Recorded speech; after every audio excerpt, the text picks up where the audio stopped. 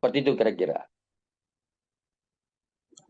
Oke, kalau untuk ini Bang, tadi juga sempat ada menyebutkan bahwa soal uang 4 miliar itu, pihak Mail menyebut tidak mendapatkan sepeser pun gitu. Itu acuannya katanya mereka dari pasal 27A huruf B Bang. Mungkin Abang menanggapinya gimana? Ya, begini. Jadi di dalam hukum pidana itu ada yang disebut namanya res scripta, ya. Jadi les scripta itu artinya adalah menerjemahkan itu secara langsung. Maksudnya begini.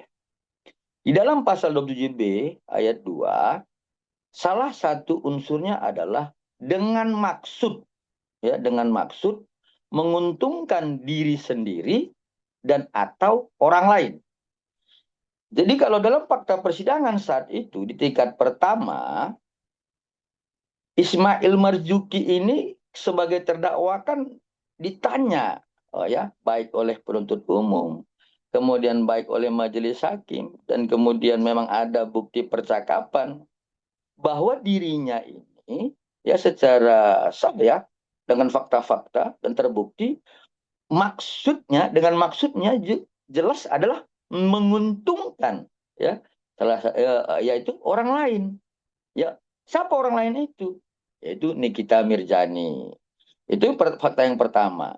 Nah, fakta yang kedua adalah, kalau nggak saya salah ingat saat itu, eh, penuntut umum juga bertanya, maupun majelis hakim bertanya, apakah setelah menerima atau menyerahkan uang yang 2 miliar secara cash kepada terdakwa Nikita Mirzani, terdakwa Ismail Marzuki saat itu ada meminta uang kepada terdakwa Nikita Mirzani, jawaban dari terdakwa itu ada. Tetapi kemudian terdakwa Nikita Mirzani kan menjawab bahwa uang yang diberikan kepada terdakwa Ismail Marzuki itu bukan dari uang yang 2 miliar. Ya, itu pembelaan dari terdakwa ya. Tetapi kan majelis hakim punya keyakinan. Ya, tetapi pada intinya adalah salah satu unsurnya dengan maksud ya menguntungkan diri sendiri dan atau orang lain sudah terpenuhi seperti itu. Oke, Bang, tadi kan dari pihak sebelah juga sempat membahas mengenai mengkritisi ya, Bang, untuk putusan hakim terkait unsur pidana ancaman yang akan membuka rahasia gitu, Bang. Sebenarnya apa sih, Bang, rahasia-rahasia apa yang akan dibuka gitu, yang akan terbongkar, yang akan dibongkar gitu oleh pihak Abang sendiri mungkin eh, seperti apa? Karena beberapa kali juga ada rekaman suara yang akhirnya tidak diputarkan juga dalam persidangan, Bang. Baik, pertama yang mau saya sampaikan bahwa ancaman ya membuka rahasia dan atau pencemaran itu tidak ada kaitannya dengan tidak diputarkannya video rekaman saat persidangan ya. Tetapi faktanya adalah begini. Adanya adanya pengiriman atau pentransmisian empat gambar ya, empat gambar ya oleh terpidana Nikita Mirzani kepada terpidana Ismail Marzuki. Kemudian empat gambar itu di forward ya atau dalam pemenuhan unsur 27 ayat 2 dikatakan ditransmisikan kembali kepada klien kami Dr. Jagladis.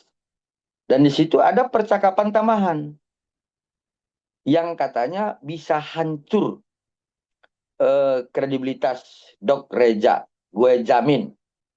Nah, jadi bisa hancur kredibilitas Dok Reja, gue jamin itu kan eh, percakapan yang awalnya antara Nikita dengan Ismail, kemudian diteruskan kepada Dr. Reja, maksudnya adalah itu ancaman yang diteruskan oleh Ismail Marzuki kepada Reja yang bersumber ancamannya dari Nikita Mirzani. Jadi ancaman itu adalah menghancurkan kredibilitas klien kami Dr. Reja Gladys dengan gambar empat produk yang sering disebut-sebut glowing booster cell. Ya, pertanyaannya, kalau memang produk itu tidak berbahaya, kenapa takut? Tidak takut sebenarnya. Tetapi kalau kita melihat hubungan kausalitas ya dalam bahasa hukumnya ada namanya condition sine qua non, ya. Itu terjadi dua, secara individual dan general. Itu dikaitkan dengan peristiwa di tanggal 14 atau tanggal 15 Oktober sebelumnya, dan kemudian kalau nggak salah tanggal 3 November. Bahwa terpidana Nikita Mirzani ini merepost atau melakukan live menyerang kredibilitas klien kami, sehingga kemudian klien kami ini merasa terpojokkan. Nah, perbuatan yang sebelumnya itu ya, perbuatan kausulitas tersebelumnya itu yang menyebabkan klien kami ketakutan, bukan ya, bukan terhadap produk Blood Booster Cell itu. Itu satu. Nah, yang kedua, di dalam fakta persidangan ada pertimbangan hakim itu percakapan ya antara Samira dengan Dr. Oki Pratama, ya. Jadi pada prinsipnya adalah pada intinya begini, percakapannya seperti ini kurang lebih. Samira mengatakan kepada Oki Pratama, Dek, ala-alanya aku sudah melakukan penelitiannya terhadap produk glowing booster cell ini. Kira-kira begitu kurang lebih. Nah, jadi kemudian terhadap fakta-fakta ini kemudian majelis hakim membuat pertimbangan. Ya, jadi saya pikir ini kan sudah jelas ya, sudah jelas. Saya pikir ini hal-hal yang sudah dibahas, diperdebatkan, dan kemudian dipertimbangkan oleh majelis hakim tingkat pertama, tingkat banding, bahkan tingkat kasasi. Dan kemudian kami beranggapan ya, kalau ini menjadi dalil juga dalam permohonan PK, saya rasa ini hal yang sia-sia ya, seperti itu. Oke, Bang. Sedikit dong tanggapannya soal PK Nikita Mirzani ya, yang sudah akan mencapai tahap putusan. Mungkin Abang melihatnya akan seperti apa sih nih Bang? Benar akan dibebaskankah atau seperti apa Bang? Baik. Jadi kembali begini, tentang soal apa yang saya terangkan sebelumnya ya, bahwa kalau kemudian dalil dari pemohon peninjauan kembali ini tentang 318 ayat 5 KUHP soal kekeliruan dan kekeliruan hakim itu harus bersifat nyata, tapi kalau hanya mengulang-ulang ya, yang seperti saya sampaikan tadi, yang sudah diperiksa di tingkat pertama, yang sudah diperiksa tingkat banding, yang sudah diperiksa di tingkat kasasi, ya saya anggap itu merupakan hal yang sia-sia. Itu pertama.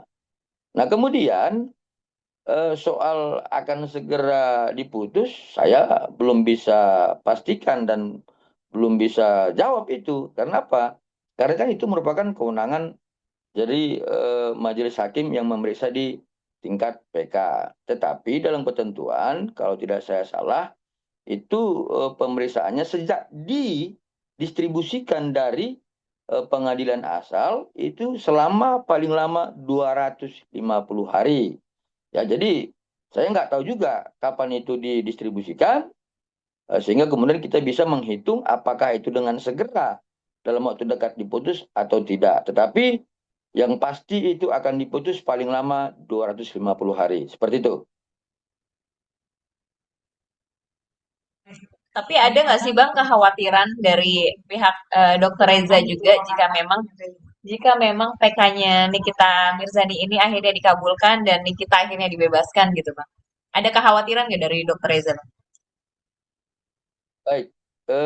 Pertama yang kami harus sampaikan terhadap itu adalah klien kami kan tidak mengharapkan adanya hukuman yang terlampau lama, kemudian harus didenda sekian dan sebagainya.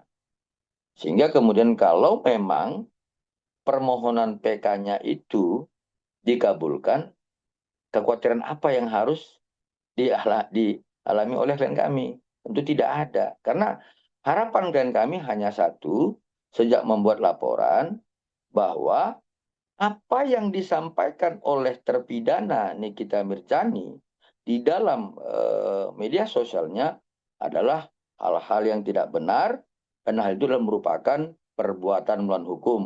Dan sudah jelas kan, dari tingkat pertama, tingkat banding, kasasi, Hal itu kan sudah dibuktikan secara sah dan meyakinkan oleh majelis hakim bahwa Nikita Mirzani bersalah dalam perbuatan pemerasan. Itu pertama yang saya sampaikan.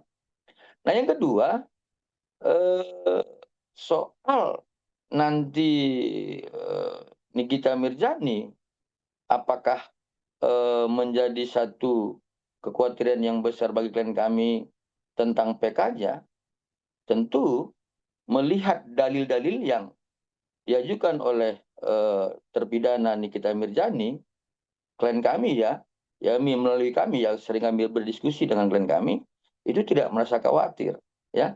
Jadi dua hal ini menjadi alasan kami. Pertama, klien kami tadi tidak mengharapkan hukuman yang lama. Yang kedua, memang kami merasa bahwa dalil itu tidak akan mungkin berhasil untuk mengabulkan permohonan PK-nya. Seperti itu.